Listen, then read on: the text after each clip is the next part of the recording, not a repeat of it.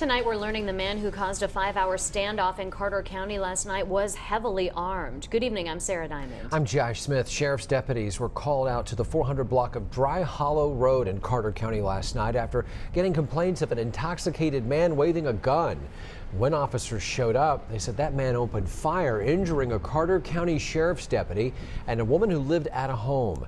We're getting our first look at that deputy today. Officer Jenna Markland, she was a rookie on the force, shot twice in the face, but tonight, just the amazing news, she is recovering and could leave the hospital as soon as today. Sydney Cameron's been working on this story all day long. Sydney, how is the other victim? She was shot in the hand and is recovering as well, Josh. Meantime, Kelly Pitts is in jail facing 7 counts of attempted first-degree murder. Authorities say he was armed with an AK-47, 2 rifles, and 2 pistols when that shootout disturbed a quiet neighborhood in Carter County last night.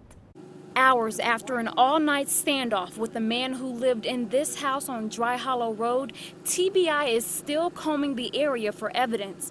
A bullet hole can still be seen in the house across the street. It was very scary. Barbara Hyder was home alone last night when she heard the gunfire. They called me and told me to stay in the house, that there was a shooting down below my house. You know, a drunk, intoxicated person waving a gun.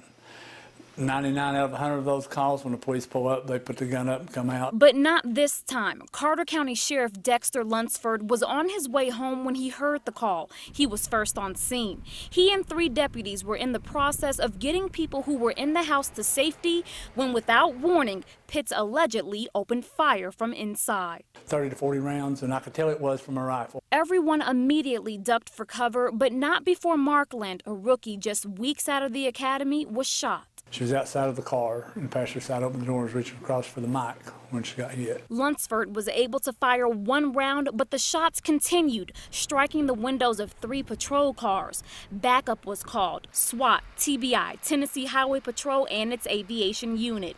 They fired tear gas into the house, but discovered Pitts had fled to a nearby cave.